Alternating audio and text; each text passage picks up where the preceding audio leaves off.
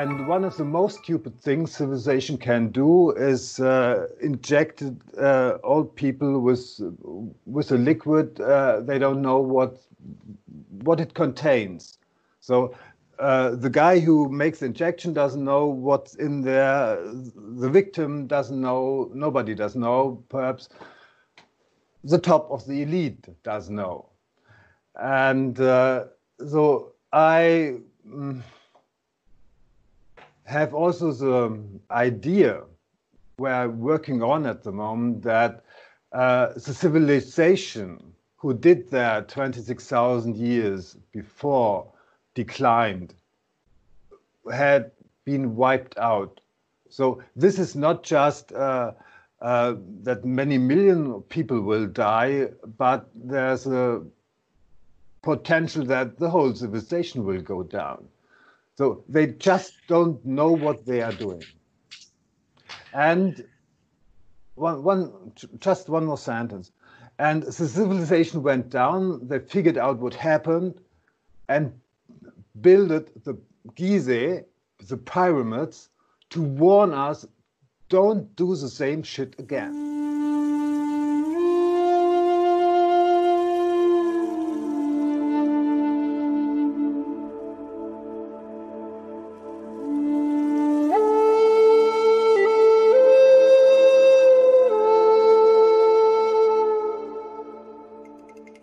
Hello.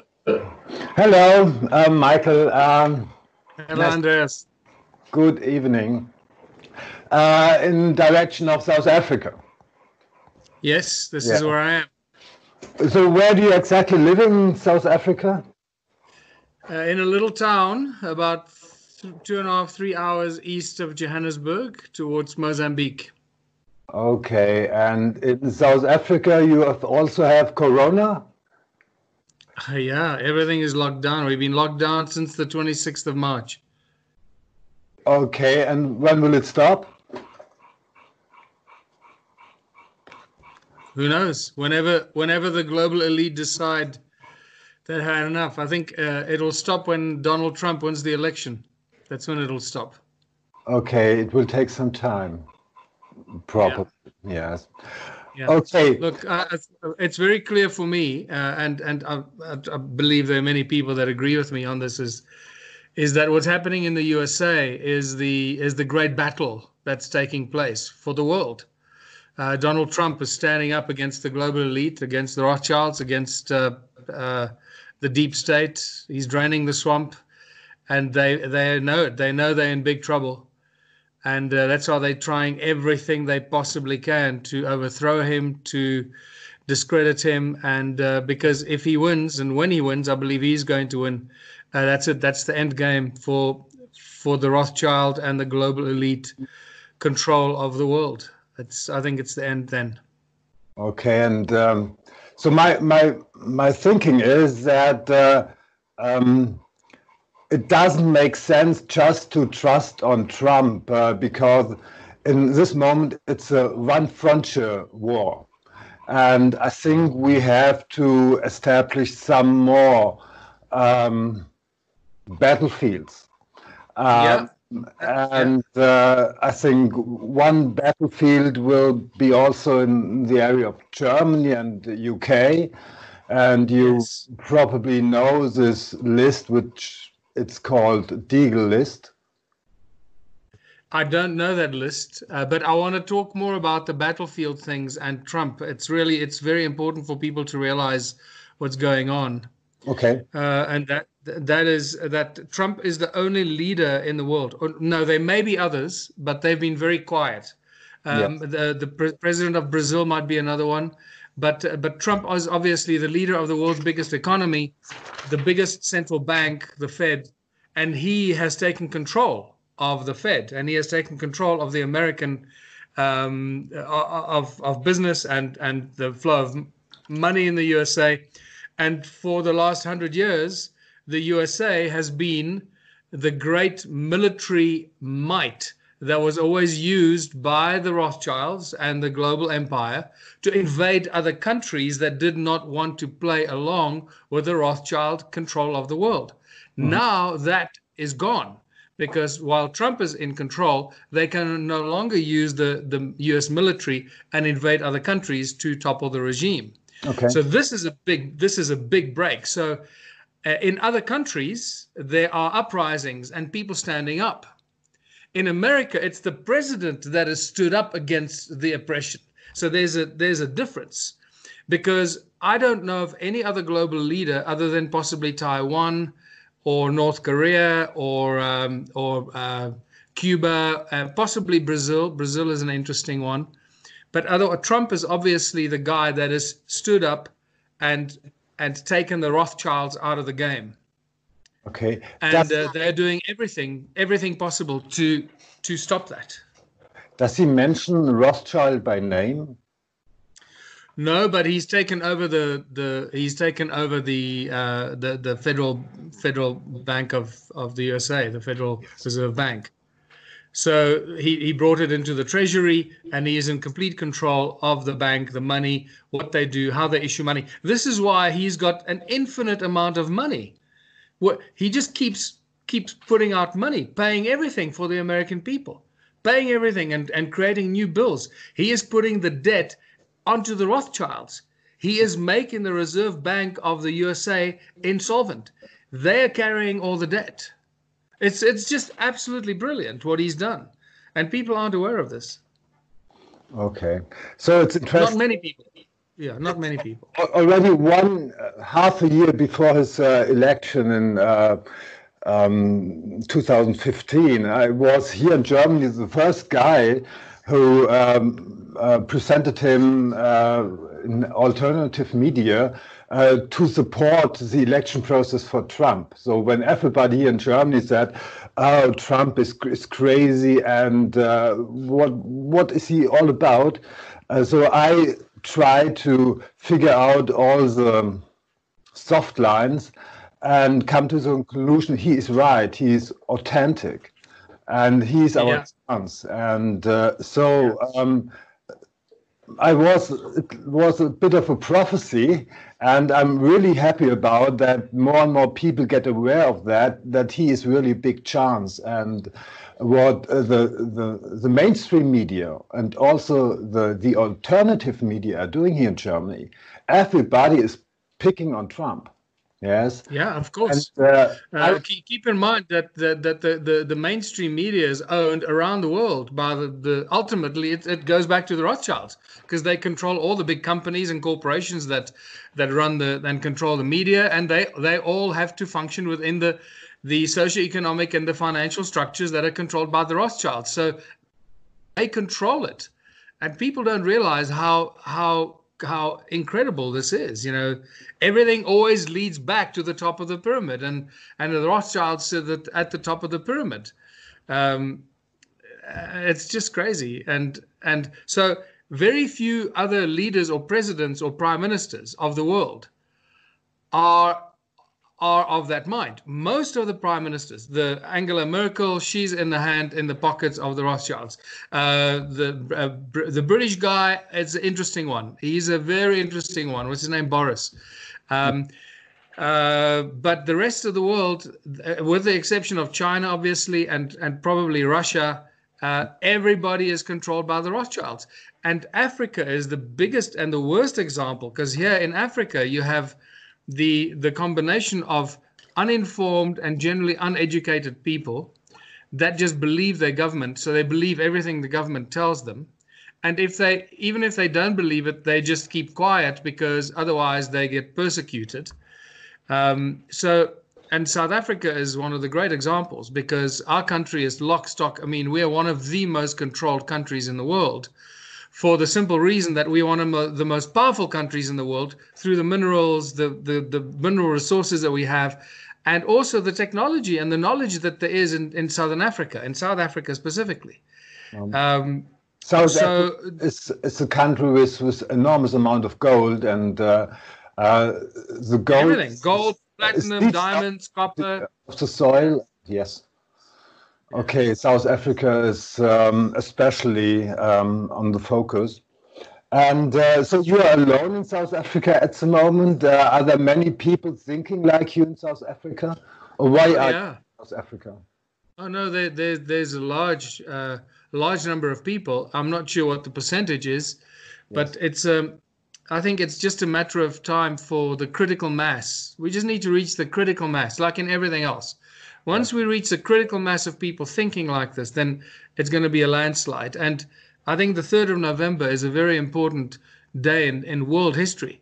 It's really where the world is either going to be stolen by the Rothschilds and the dark side, or we're going to beat the Rothschilds, a 250-year stranglehold on the world since 1760, when they started their global empire, financial empire. And it's going to be a huge breakthrough, because the moment that Trump wins, the next 4 years is going to be a complete breakdown of their stranglehold and control. Look what he's doing. He's making America strong, bringing the pharmaceutical to the USA, bringing control of electricity and energy to the USA. People can own a stake in U.S. energy. He's doing all the right things, bringing all the manufacturing back to the USA. It's incredible what he's done in such a short space of time. And that's sending a very clear message to the leaders of the other countries. And this is why the media in all the other countries are also being forced by the Rothschild Empire to constantly put out negative propaganda about Trump, because that's the only thing they have. The only way they can defeat him at the moment is through negative propaganda through the mainstream media, so they poison the minds of the people. It's not working. I think America, it's actually backfiring on them. Okay. And what I figured out that, the mainstream media, the information they give out, the arguments they give out, this is appalling to any kind of intelligence. Yes. Yeah, of course. Then you have the alternative media, who, from my point of view, is 95% also controlled opposition. So the mainstream media is so dumb, so stupid, that those who recognize those dumbness think they are intelligent when they go to the alternative media, but they are still controlled. And when it now comes down to the question what we can do, the guys who listen to mainstream media, they are lost. Yeah, you cannot get them anymore. But the guys who listen to controlled opposition, to alternative media, they are the guys which might wake up. And so my idea here in Germany is really to take up the masks from the alternative media, who at the end of the day is controlled opposition and stabilizes this old system we're just talking about. And Can I ask you something? Yes. Can I ask you something about this event in Berlin on the weekend? Because that made obviously big news around the world. How many is there any more real information about how many people are actually involved in that big protest in Berlin? For sure, it was more than 1 million. This is okay. So what the mainstream media is talking about, 20,000, that's a joke. Yeah. No, that is a joke. I know what 20,000 people look like on the street. That was much more than that. Yeah. Yes, but at the end of the day, the speakers at this protest, I feel they were controlled opposition. When you really want to go to break down this Corona theater, you just go to the second wave of the Spanish flu in World War I. Yes? Yeah. And if you really want to break it down and or get it down, and the Spanish flu was all about nitroglycerin, the explosive of the First World War. And this was produced by taking away the people, the diet, the butter and the oil. Yes, Butter and oil is a molecule consists out of glycerine and two acetic acid structures. Right. And you separate them, take the glycerine out, and put some nitration on it. And then you have nitroglycerine. And this was the explosive of the First World War.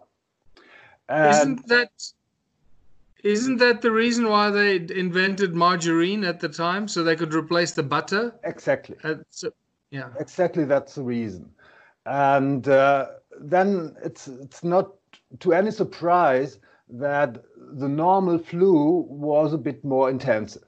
And it was just called the Spanish flu because it was in the Spanish media first, in the media, in Spain. And, you know, our both country had some problems in 1950, 16, and the weapons for the UK were produced on the east coast of the USA, in the Boston area. So they stepped into the war to give you all the things you need to get problems with us. Yeah. Yeah. And so it's not to any surprise that this Spanish flu, World War I flu, was the outbreak in the Boston area, in the East Coast in the US. And this was an intensive flu, but it was not deadly. And the surprising thing is that the second wave of the Spanish flu had 25 million victims in the USA and 0 victims in Germany. Yeah, who you would think that the loser of the war had the biggest problems in the area of viruses and hygiene. Yeah. Yeah. So, what do you think was the difference between Germany and the USA in 1918? How did what? Yes, the Spanish flu second wave. Yeah. Right. What was the difference? How was it differently treated? The flu in Germany and in the US. How did they treat it? What did they do? The magical word is inoculation. They inoculated. And this was a predecessor word for vaccination. Vaccine, so yes. We in Germany did nothing. In the military, the second wave wasn't even mentioned. Yes? And in the US, they inoculated. And then you don't need any statistics. It is so obvious. So when you really wanted to make the people get the story, you just go to World War I, Spanish flu, second wave, what happened in Germany, what happened in at the in the USA. So what you're saying, Andreas, is that the death rate of what, about 20 million in the USA 5 million was at minimum. 25 million was as a result of the inoculation. That's obvious. Yeah. That's absolutely obvious. And the panicking they are doing, yeah, is about the second wave. So we didn't have in Germany any second wave. But the second wave were in the areas where inoculation happened. Yes. Yeah. And you know, I'm a chemist. Yeah. For a chemist, it's extremely easy. I need so I needed half an hour to figure it out. Yeah. So Spanish flu, and I know in these days nitroglycerin was the explosive. Yeah. Yeah. And you can look on the internet. Would you like to see something? about that? Yeah, go ahead if you want. If you want to share that, yeah. I'm a graduate of medical school in pharmaceutics, so I also understand quite a bit about the human anatomy, about disease, about pathology, and about virology, and so this whole thing. And there are millions of people like us who know that it's a complete con and a complete fraud against all of humanity. So, but my feeling is that while we're talking about this, is that this pandemic, as it's now become called, um, is a great wake up call for millions of people. Yeah. I think even those that were fast asleep, that still believed that the government was looking after their interest, millions and millions of those, if not billions of those people, have now started to stop believing that the government actually interest at heart. And I think more and more people are realizing that the media is lying to them, that the government is not doing what the people want. The government is doing what they want. So they're taking instruction from somebody else other than the people who voted the government into power to be the servants of the people. So what's happening, people in all countries are realizing very quickly that the government is not serving them. They're serving somebody else who's giving them instructions what to do. That's becoming very, very obvious. And I think that is the thing that's backfiring on the global elite that are orchestrating this pandemic. The awakening, the mass awakening of the people around the world in all the countries. But no matter what happens in all the countries, those countries are still locked down and controlled by the Rothschilds through their central banks and their puppet government-appointed presidents and leaders that are still doing exactly what they're told, except in the USA. That's where we have the saving grace in Donald Trump that is completely breaking down the Rothschild structures, all the control mechanisms, all the red tape, all the bureaucracy.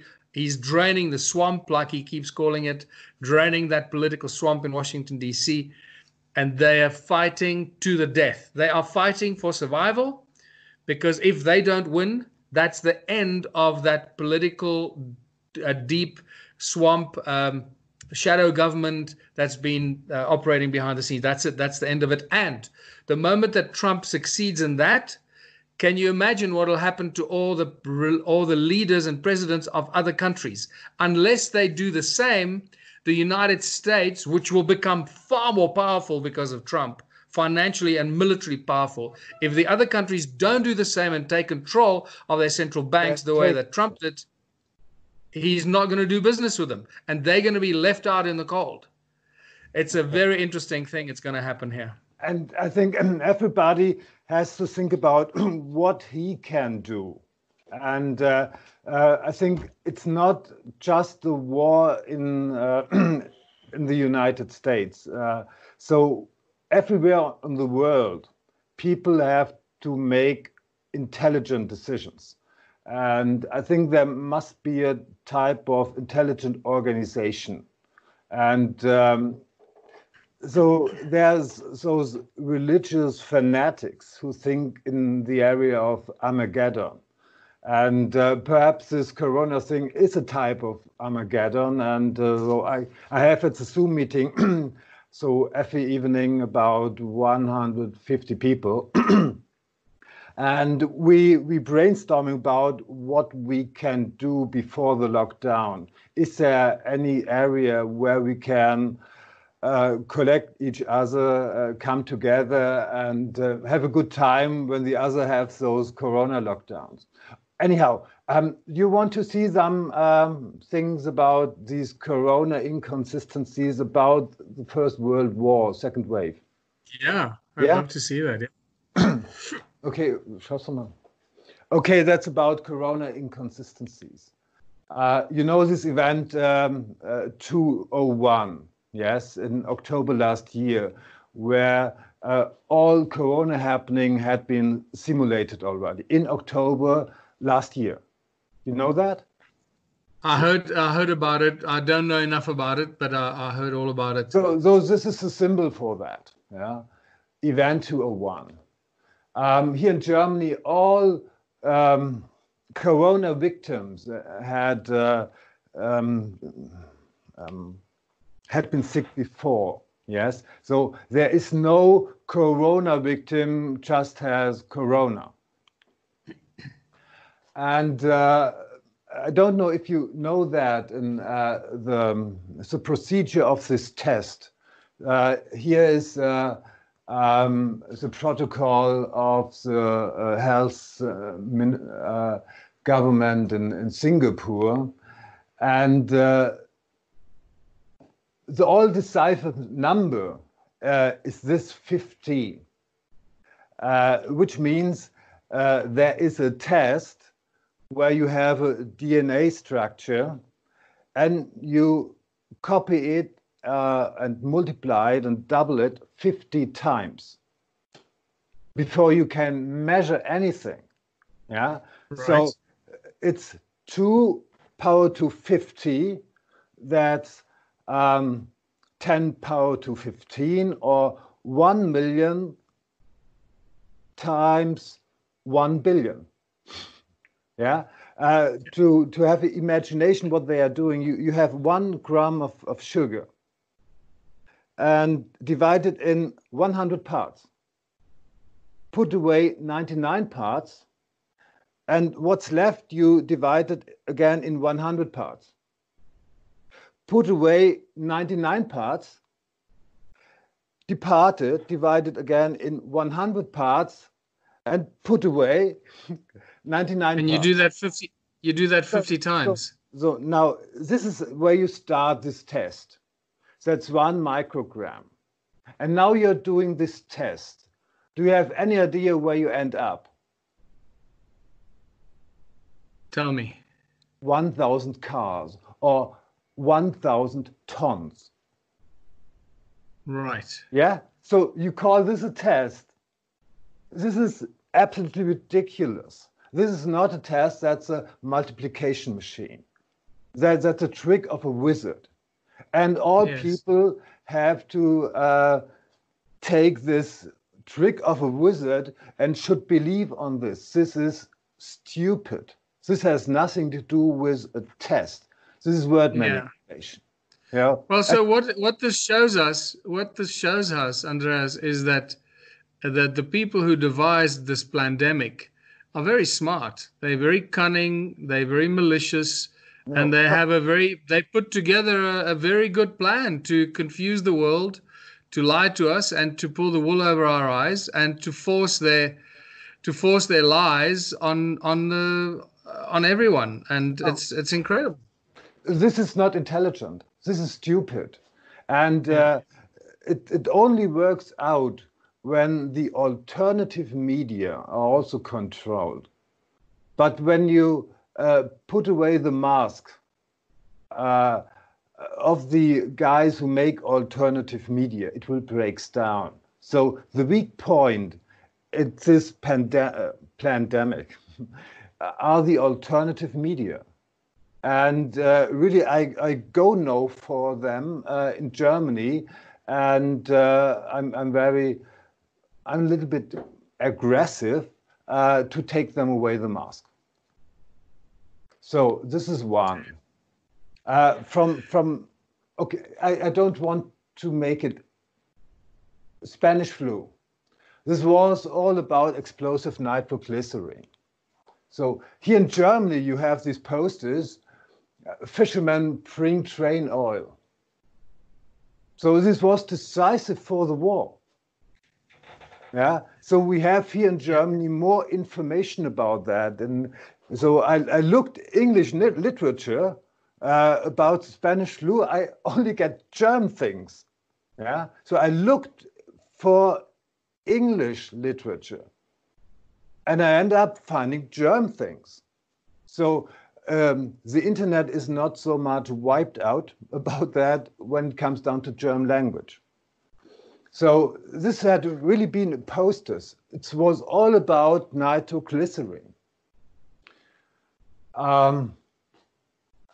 Also, eat less bread, but what it means, eat less bread with butter.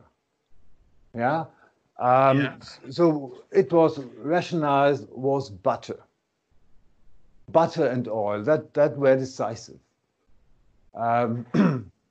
So the second wave, Spanish flu in the German army in perspective of physicians and generals. This is a document of about 50 pages.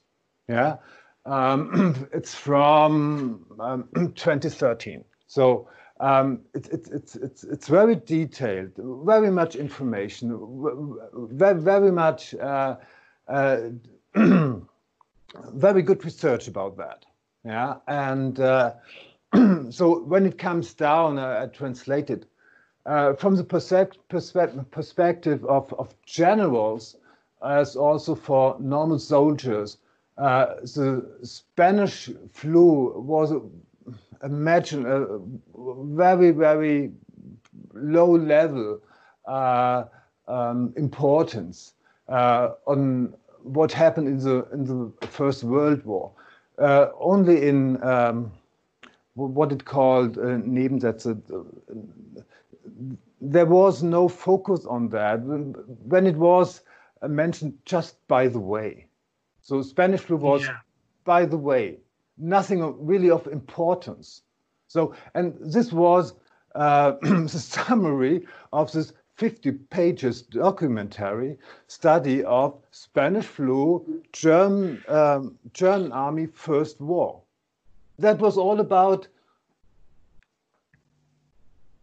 what the extract of this 50-side document. There was nothing about second wave in Spanish flu in the German army. And now it comes down 25 million victims in the United States, 0 in Germany. And you don't have a PhD in statistics for that to figure it out. Yeah. So now this was Boston area. It was called inoculation. Wow. Yeah. This is very big. This is really, I'm really grateful that you're sharing this with me. I was not aware of this. And you know, this "We Don't Vax," this anti-vaccine campaign, yeah, they are just tackling the strong points of the enemy, yeah. And if you want to really destroy inoculation, vaccination, you go to the Spanish flu second wave, and that's it. Yeah, that's fantastic. I'm going to look into that in great detail tomorrow. You've given me some very exciting things to look into. That's Massachusetts. Yeah. So the US people had more victims in the First World War compared to Germany.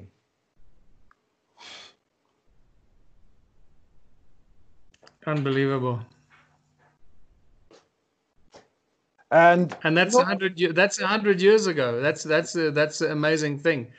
It's like they've been planning this for 100 years now. Yeah, could be. And so I'm very disappointed from the alternative media, and because I need I need half an hour to figure it out. Yeah, look, I must say that there's a lot of alternative media that is breaking this down and sharing really important information. But that's alternative media that I look at in the US. Some of it is in the USA, some of it is in the UK, even in Australia, in South Africa here. I'm one of the few. But there are a lot of alternative media outlets that are sharing, breakthrough information, and they themselves are undergoing a lot of attack, and channels being taken down and so forth. But there's a strange energetic component attached to this whole pandemic. Mm-hmm. It is truly a feeling of good versus evil. It has a very strong feeling of that overwhelming feeling. This is a global good versus evil scenario. Okay. And people have to choose sides. Exactly. But at the same time, keep in mind that I always approach these things from the perspective that we have a simple solution for all of this. Through the Ubuntu movement and our One Small Town Can Change the World strategy, we have a solution, a very simple solution for this, that I not only believe, I am 100% convinced when we successfully launch with sufficient funding, the first One Small Town initiative, it will be the domino effect. It'll initiate the domino effect that'll spread right across, whether it's South Africa or the USA, but it'll spread across the world into every country, and the One Small Town will stop whatever negative plans or harmful plans that our governments may have will be stopped by the One Small Town success, because it's such a powerful thing. Once people experience it and they feel it, there's nothing, no army, no one will be able to stop this thing from expanding right across the world. And this whole pandemic and the scaring, the negative propaganda, the fear-mongering is all going to disappear, because new media, new truth, new science labs, new information will be shared with the whole world from a very powerful position that drives the One Small Town strategy across the world. So, I'm observing what's going on in the world, how our presidents are responding to it, how the leaders are responding to it, seeing who the good guys and who the bad guys and who the potentially good guys are out there.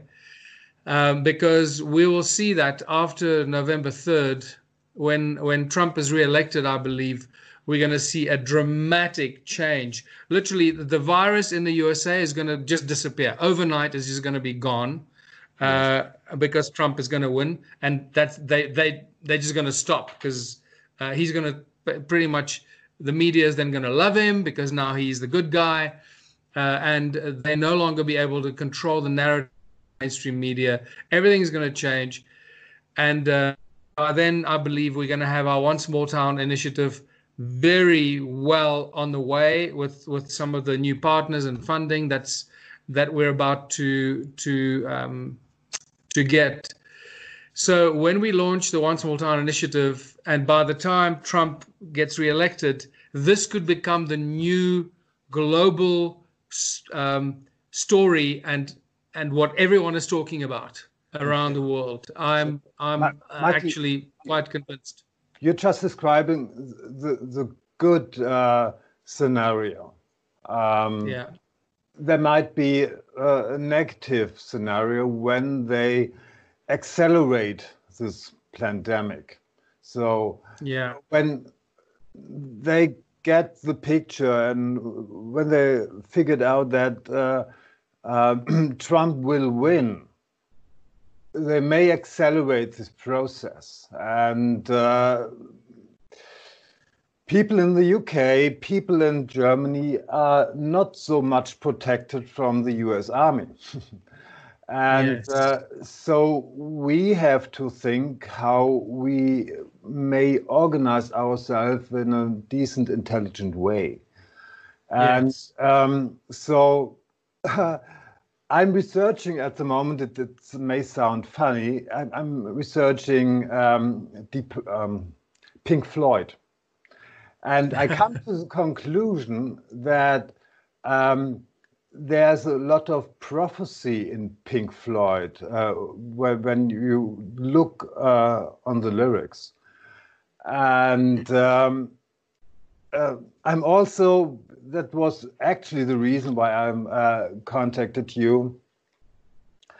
So I'm a scientist, and when I'm discovering something which I do not understand, I feel uneasy. And so there are so many prophecies where I started with the Simpsons, where Trump was mentioned in 2000, and 50 years later you see the same picture. And I think myself, how does it work out? Yeah. And so I'm actually a scientist according to the scientific philosophy of Karl Popper. I don't know whether you know him. Yes, I've heard of Karl Popper. I've heard a little bit about him, but I can't say I know his work. It's about conjecture and refutation. You cannot prove something for sure. You can only develop a model and try to refute it, to break it down. And so I come to a very weird idea how it works out. So it did not happen in the future, but it happened in the past, in a cycle of 26,000 years before. Those things repeat itself in those 26,000 year cycle where the solar system spirals about the center of the Milky Way. It sounds very, very weird for when you get it the first time. No, I'm with you. Everything works in cycles. Everything works in resonance, harmonic frequency resonance, which means Yes. it works in cycles. Yeah. And in physics, in science, this material called ether is excluded. But this ether is reality, and it's very dense material. It's a superfluid material, so you cannot touch it without magnets, and it interacts very strong with our electrons, how the way we think, how the way we are doing anything. And so my conjecture is that we are in a 3D movie. And we are doing it as a civilization, as individuals, all 26,000 years, the same stupid things. And one of the most stupid things civilization can do is inject old people with a liquid they don't know what it contains. So the guy who makes the injection doesn't know what's in there. The victim doesn't know. Nobody does know. Perhaps the top of the elite does know. And so I have also the idea we're working on at the moment that the civilization who did that 26,000 years before declined, had been wiped out. So this is not just that many million people will die, but there's a potential that the whole civilization will go down. So they just don't know what they are doing. And just one more sentence. And the civilization went down, they figured out what happened and built the Gizeh, the pyramids, to warn us, don't do the same shit again. It's quite possible. You know, we don't know. We have very little idea of what was going on in the minds of those civilizations that built the pyramids, or Borobudur, or I mean, who built? I think Borobudur is far more recent, but Sacsayhuaman, and the stone circles in southern Africa, and Stonehenge. I mean, all those places are very mysterious. Yes. And we know very little about them, and what the mainstream archaeology tells us is very far from the truth. What I do know from my own research, and I have the physical evidence of it here, plus I have the electronic and scientific research and recordings and measurements, is that we're dealing with very advanced technology, a very advanced knowledge of sound resonance and how to use sound as a tool. And this is where I reach a lot of my thoughts about humanity and where we should be going into the future, comes from learning about ancient civilizations, their technology, and how to use that knowledge and information for the benefit of humanity going into the future. I guess I'm quite a little bit unique in that sense, because I work in both ways. I work in providing solutions for the world right now, but also studying ancient civilizations, origins of humankind, and being a scientist myself, I look at it from a scientific perspective and not from an archaeological perspective. Yes. What we have here is absolute 100% evidence of a vanished civilization that was living here for about 300,000 years. This is not a small number. This is a large period of time. And there's all kinds of evidence why I can say that with a lot of certainty.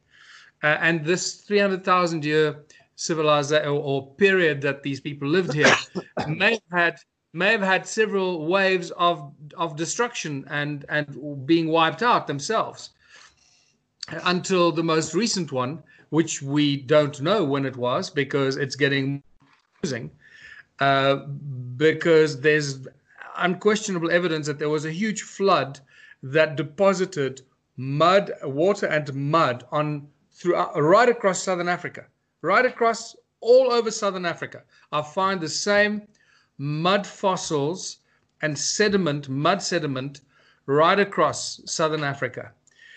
It is quite spectacular. And in those mud sediments, which very clearly show that this mud and water came right across all the mountains, and it's still on tops of these mountains, and you can see the mud was just dumped there.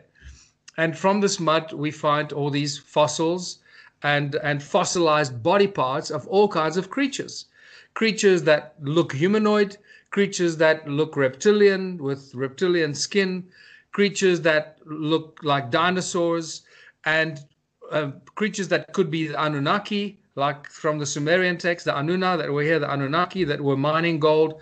Much of this is probably the work of the Anunnaki, according to the Sumerian texts.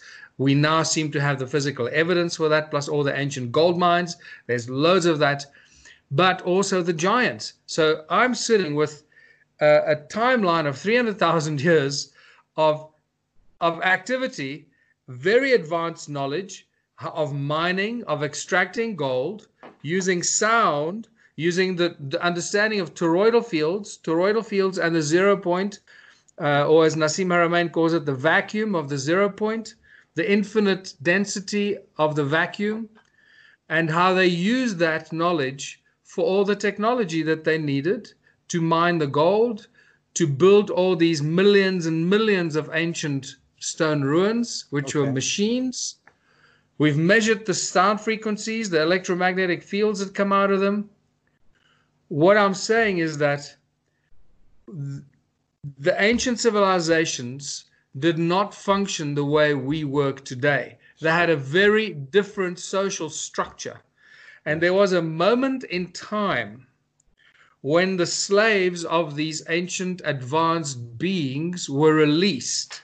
Something happened that forced the slave masters, that were probably the genetic clone masters as well, that told these slaves, the people, the humans that were working as slaves in the mines and wherever else, they said, okay, you're free. You can go and go what you want to do.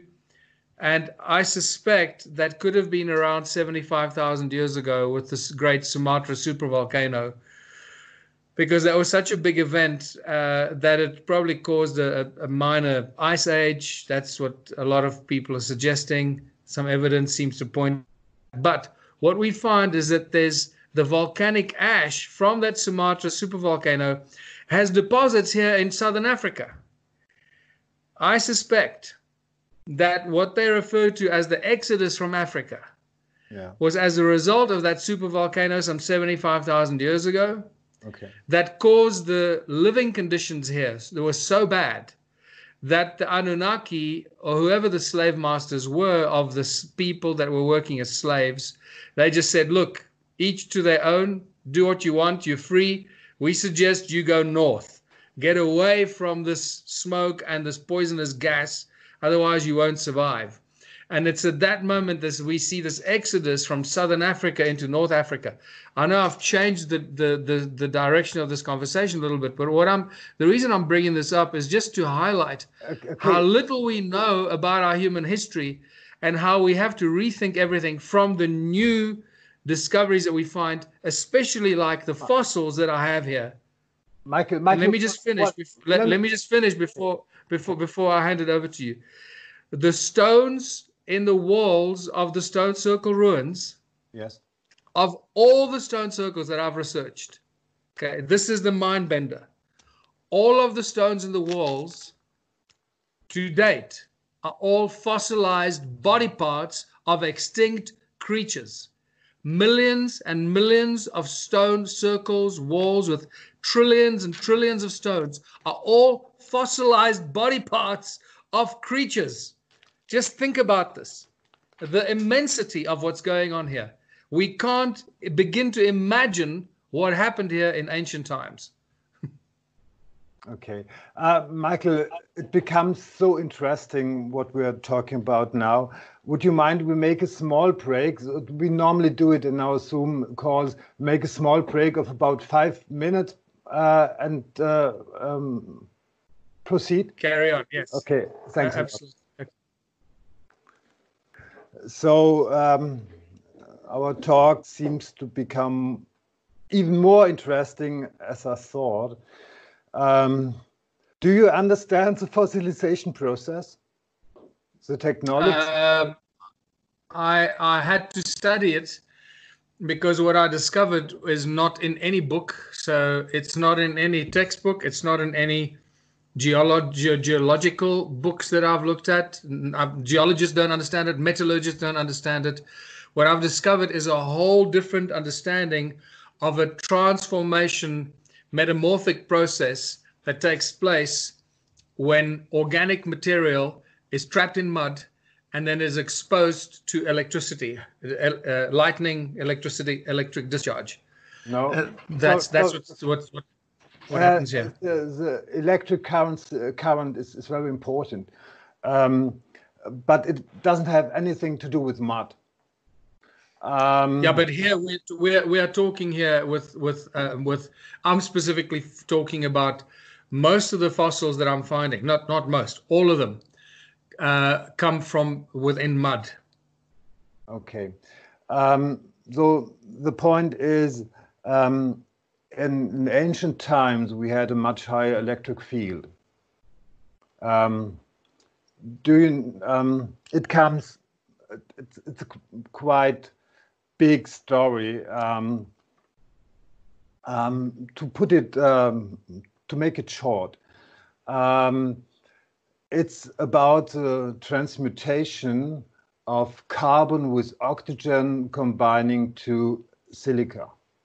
Yes. And you see it in the Devil Tower in the United States. So the trees were much bigger in these days. So the movie Avatar tells a lot of truth. Yeah. And so in an electric field, the OH minus ions, the hydroxy ions, are accelerating. The oxygen becomes so speedy that it knocks at the core of the carbon atom and combines and forms silica. And then you have a carbonaceous structure transmuting into a silica structure. And this is the second part. And the first part, you call it this, in German, you call it this Ursprunc experiment. It was a study made by Gizeh, where you transform the growth rate of living beings when there's a higher electric field. And though the creatures, the trees, became much larger in these days where there was a high electric field, and the field actually has its roots where neutrinos are captured by the core of the Earth. I don't know whether you know that. You know the holographic structure of the Earth? You know that? Well, you're going into areas that are quite dangerous, that Ah, not many people are comfortable discussing these things. But I have a very different take on what the Earth is, yes, me too. what space is. I don't believe anything we're told by NASA, Yeah. or I don't believe about the mainstream atomic structure. I have a very different take. For me, everything revolves around toroidal fields. I've been teaching this for many years now. Everything revolves around toroidal fields, from the smallest to the largest. So it's infinite. The toroidal fields go infinitely small and they carry on infinitely large. That's why Exactly. it's a fractal nature of our reality. A hologram. So Yes. so everything from when we told atomic structure, Rutherford's stupid model of the atom is just so naive and so infantile and so stupid. Sorry, it's an insult to any clear thinking scientist. So the whole entire atomic model that they still teach at university today is completely wrong. It has nothing to do with electrons going around a central nucleus. Everything about an atom is a toroidal field, and what are perceived as subatomic particles or larger than atomic particles, everything is a Small function of toroidal fields, perfectly balanced toroidal fields that spin in one way this way and another way that way. And in quantum physics and quantum mechanics, they misinterpret it as a spin. They call it a positive spin or a negative spin. What all they're doing is just recognizing the spin of the toroidal field going in one way and another way. And then when they look at it from the side, it looks weird and they can't understand it, so they give it a different name. They're so confused about everything when it comes to modern day quantum mechanics, but it's not by accident, it's by design. They specifically create all these, the CERN Large Hadron Collider. That's part of a biggest deception in science. This is a very I love the subject, but not many people are prepared to go there. So I'm I'm dealing with the subject. I give actually seminars in the area of nutrition. So Right. minerals are a very important part of our nutrition spectrum. Of And course. I don't know whether you know the study or this paper from Etienne Sekeley. Etienne Sekeley is a Canadian engineer. He was he died 10 years ago, and he had the idea that everything is living. Yes, and an atom has a rudimentary intelligence and awareness. Yes. And Yes. you And cannot. ultimately, sorry, but that is where the whole principle of the fully involved, consciously centric spiritual being understands that everything is life, everything is imbued with consciousness, Yes. like Max Planck said. You can't get beyond consciousness. Consciousness is the final barrier of everything in creation. So everything comes out of consciousness. What that consciousness is a whole nother discussion. Call it the breath of God or the breath of the creator or whatever, the vibrational resonance of creation.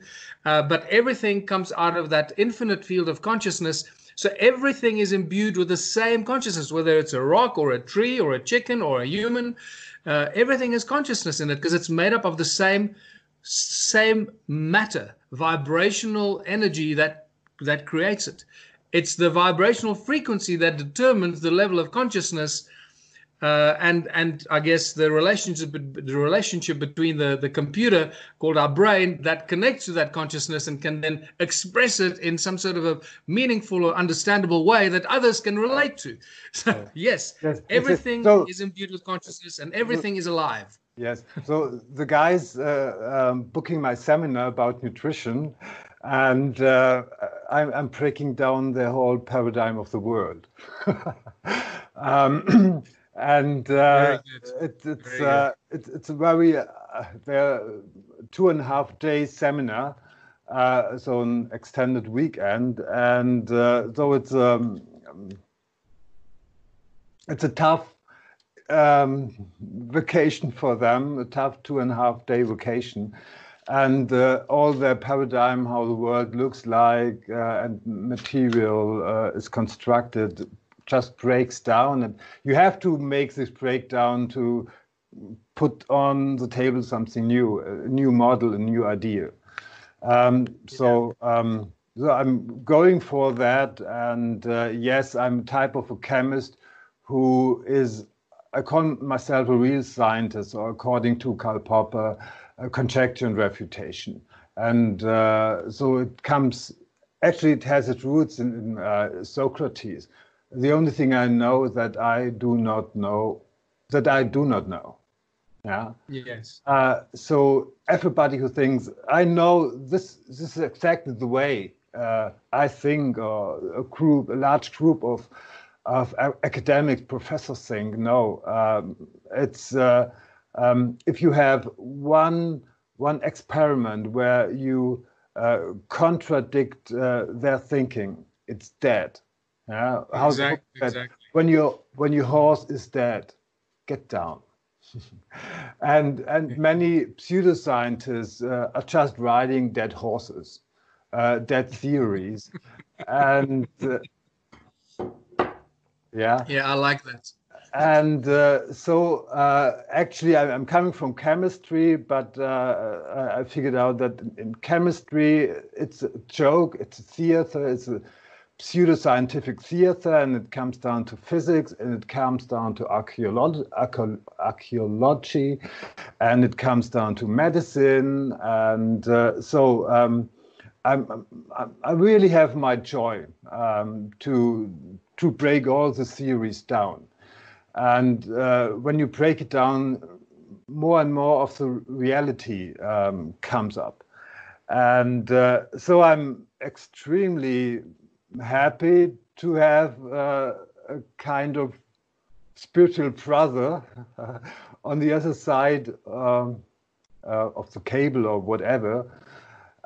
So we started at different starting points, but as scientists, yes, a real scientist, wherever the starting point is, they come together because they're really interested in truth and just going for the truth, whatever it takes. And so I think this is the only chance to get to free ourselves. The truth shall make us free. Yes. And and I think what you just said there, Andreas, is very important in how I really believe that people of all the different countries are going to actually set themselves free when the truth starts to permeate through the foundation of the society, and it starts to get higher and higher, and then more and more people realize how we've been lied to. That truth will then set us free. Once the critical mass of people know that this is a global scam and a global attack on humanity to restrict our rights and completely destroy our independence, then we're going to see the people rise up in mass. Hopefully it's not going to lead to bloodshed. Hopefully it's going to be a very simple, just take over by the mass people, because it's pointless. Once the people stand up against a few government officials, there's not much they can do, especially if the military stands up with the people. So I think the truth shall set us free. It's just in what quantities, what ingredients will be in the makeup of the people that rise up against the oppressors. And I hope that it is going to work out without violence and conflict, because it won't be necessary. It'll be so obvious that those that have perpetrated the genocide against the world population they'll just run for the hills, because it's not going to be good for them. Okay. And in order to get this domino effect started, I think it has to be started very rapidly. And I think the right people have to come together. And so here in Germany, I'm a little bit alone. So there are not so much people putting out so much things like me. There are many cowards in German language. just giving out a little bit of truth. At the end of the day, they are more gatekeepers. And, right. But at the same time, that that million people that got together in Berlin, that's the biggest group of people anywhere in the world. okay. And I truly believe, in fact, one of the first articles that I wrote against the whole corona pandemic, right in the beginning, sort of, I think it was at the end of March or early April, I wrote about Germany, and I suggested that Germany might be the country that stands up, to be the first country that stands up against this oppression once people realize what's going on, because of the fall of the Berlin Wall, because it's still in the blood of the German people, still have the memory. It's just the other day, the Berlin Wall fell just the other day. It's not so long ago. Okay. So people still have that experience, that fire, and they're ready to stand up again and take back their freedom. And I think we've seen the beginning of it already. And I think Germany is a perfect place for that to happen, since Angela Merkel is not on the same page as Donald Trump. She's not going to rescue the people. So the people are going to have to rescue themselves. And that's a very interesting moment in right now in Europe. Okay, good. Do you have an idea of other people like you and me who put so much truth on the table, where other people, the both of us, could connect and have a talk, 3 or 4, to get the vehicle? Well, look, I know dozens and dozens of alternative media journalists and people that I've done interviews with, just dozens and dozens and dozens, right across from Australia to the UK, to the Czech Republic, to Germany, to Brazil, to the USA, to Canada, to Sweden. So I know these people that are out of the box thinkers. Okay. They're all over the world. It's not. We're not in the minority. We're actually there. Would say we are in the minority, but we're not an insignificant number of people. The out of the box thinkers. Okay. Don't think for 1 second that you're alone in Germany. I think that you'll be surprised to see how many minded people are in Germany. I know that from the number of German people that I've got on my database, that sign up to my database, that follow my research. Germany, I've got a very large number of people in Germany. I think thousands. Yes, but in the alternative media area, they're much more controlled people. Perhaps one thing you should also know about me, or what I figured out. So I'm actually coming from oxygen medicine. I'm a specialist in oxygen medicine. One of my favorite words. You're using one of my favorite words, oxygen. Yeah, it is medicine. I think it's the cure for everything. Yes. In 2000, I started a startup. I made the winner of a business plan competition, where the most amount of money comes down to the table. So the governor of Northern Saxony gave me a check with 100,000 D-marks, Deutschmarks. And an investor from London gave me 3 million euros.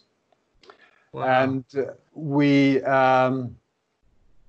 developed special carbon membranes used or intended to separate air to oxygen, nitrogen. And so we actually wanted to make an oxygen room in indoor oxygen management. So that you have rooms where you can put the oxygen level on 30, 40%, and how you regenerate this air oxygen position. And what happened? What happened? Did you? So the investor ran crazy when I filed the patent, which I shouldn't do. So I'm really a specialist in that. And, you know, I give a lot of seminars here. There are many physical, medical doctors joining my seminar. And there was one medical doctor went to Ischgl, the European hotspot of Corona.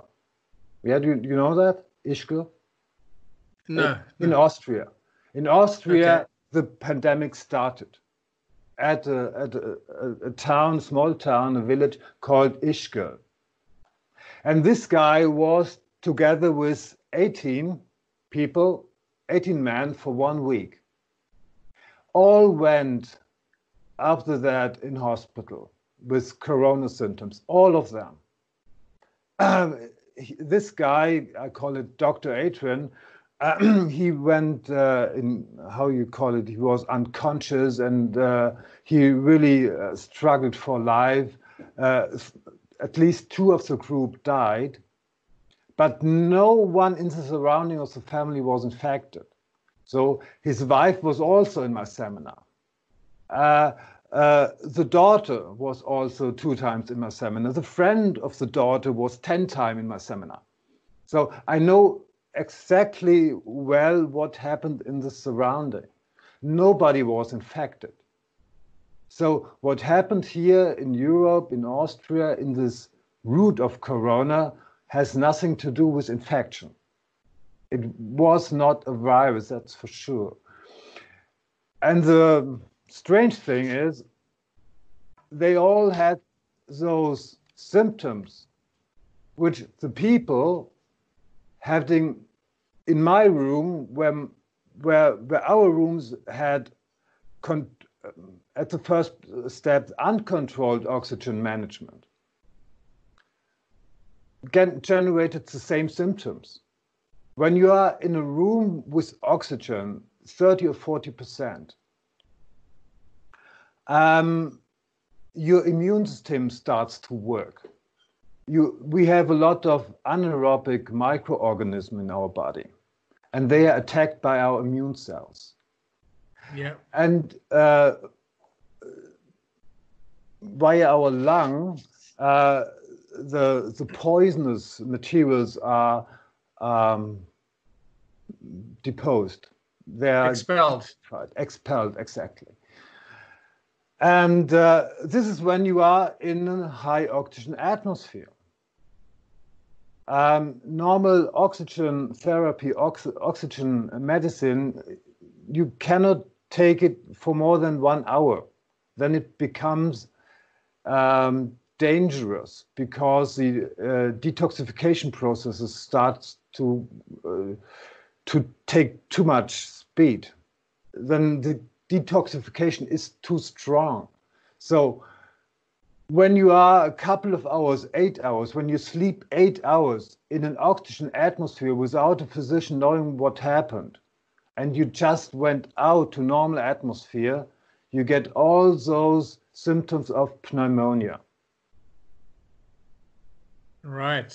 So it's very weird, but from my track record, I looked very deep in some areas where now all those puzzle stones come together. And so it was clear in Ischgl, it has nothing to do with virus.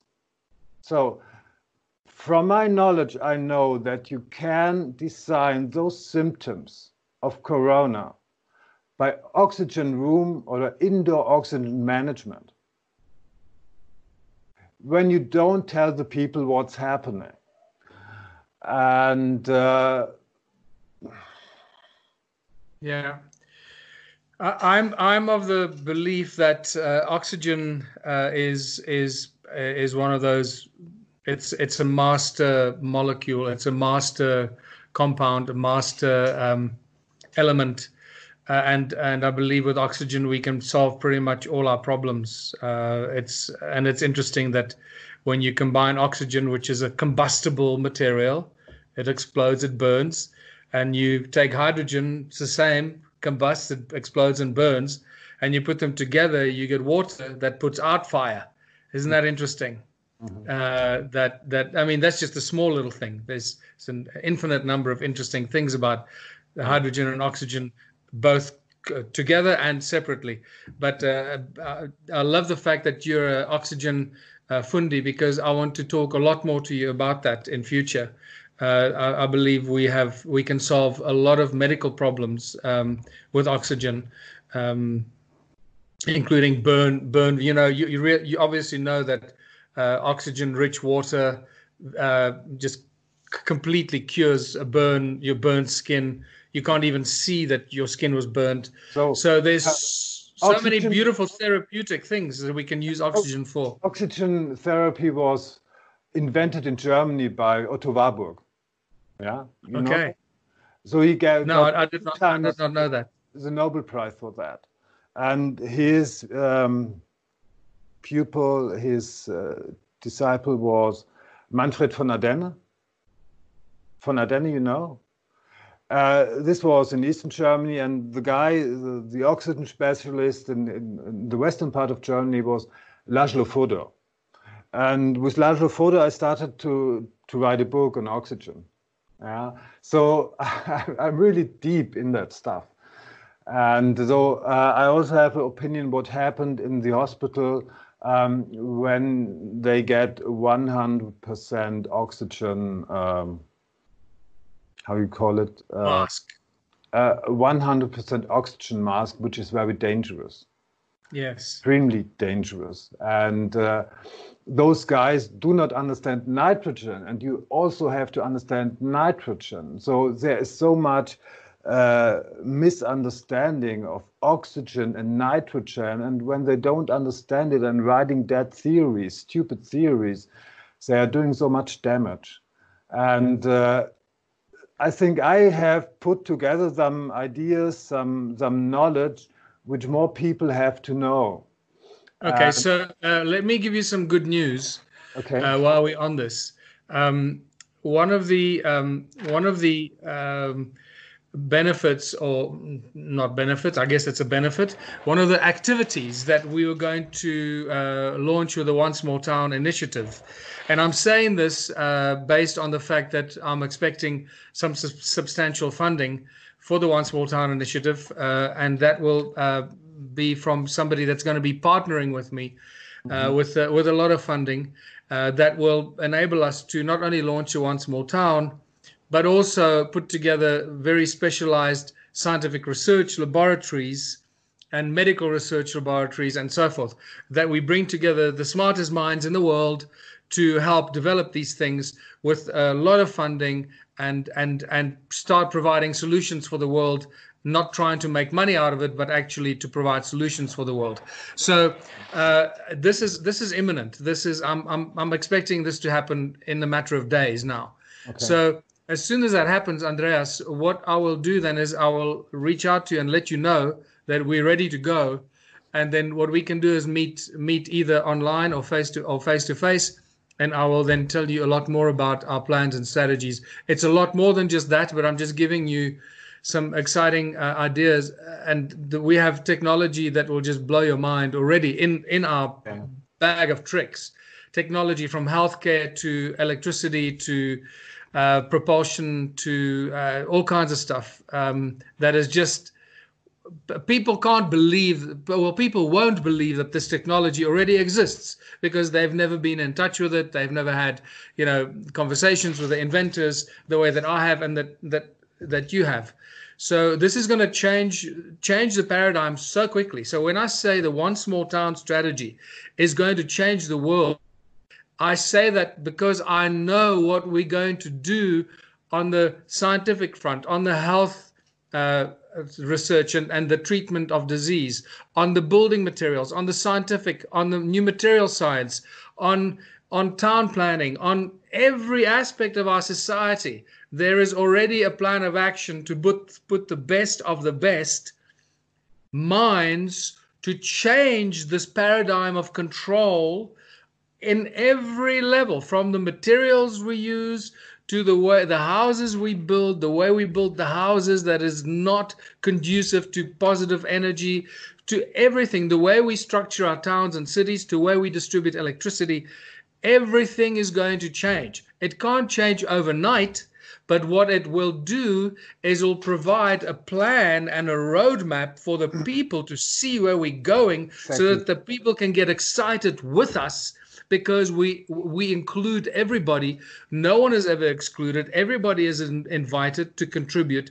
So people will always feel that they're participating in this transition phase of the one small town will change the world strategy. So it's going to be a beautiful global explosion. I'm happy that you're telling me that, because people really need a vision now. So they just see the big problem, which is overwhelming. But if you have a big vision behind that, you can climb the wall.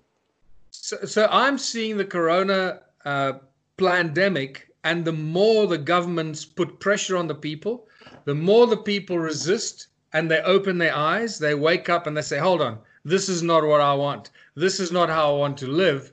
This is not how I want my children to live. People will start pulling together. They realize that we're all under attack. Whether you're rich or whether you're poor, it doesn't matter, because we're all equally affected by this.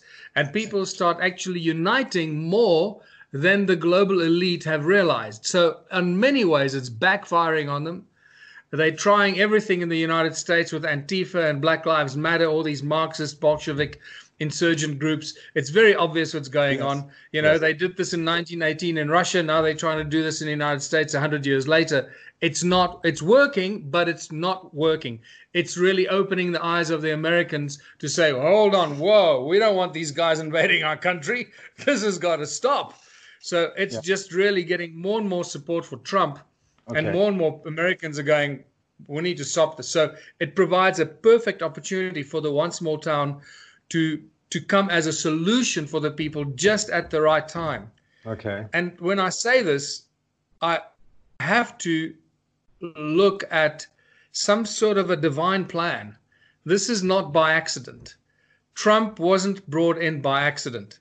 Where did he come from? You know, he is just what he's done in 3.5 years, in less than 4 years, is a miracle.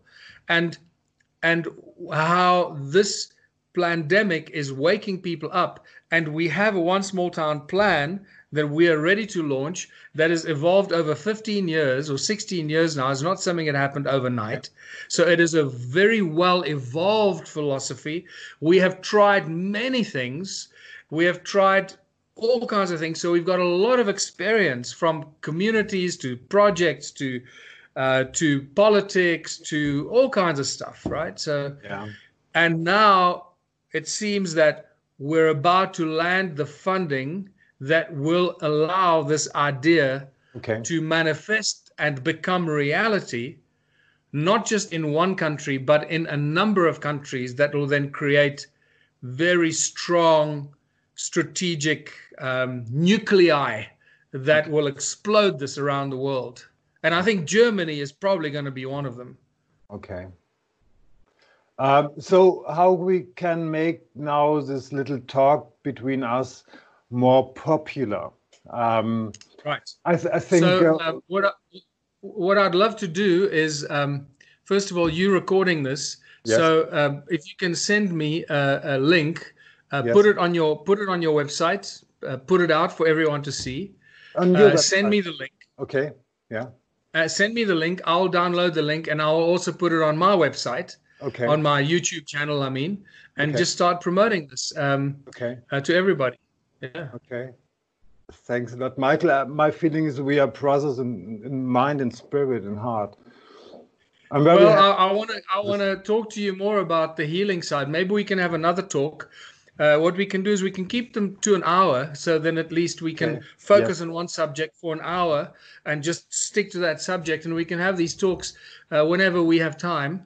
And share that information, because I want to talk about the health, the oxygen, the frequency medication, because there's a lot that people don't know. And since you're a chemist, you understand the electromagnetic bonds and the how molecules bind to each other, how the atoms and the electrons, how that all works with electromagnetic fields and electromagnetic bonds, and how frequency and resonance and magnetic fields play a role in that. So how we can control everything with sound, resonance, and frequency, including molecules and transmutation, transformation of matter, and healing and curing all disease. And then we have to start now about anti-gravity and the ether, and I think we take it for another talk.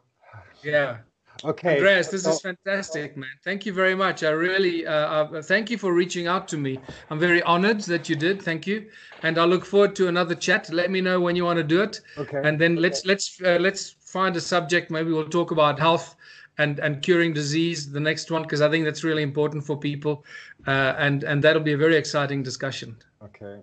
Thank you, Michael. Excellent. Thanks, Andreas. See you.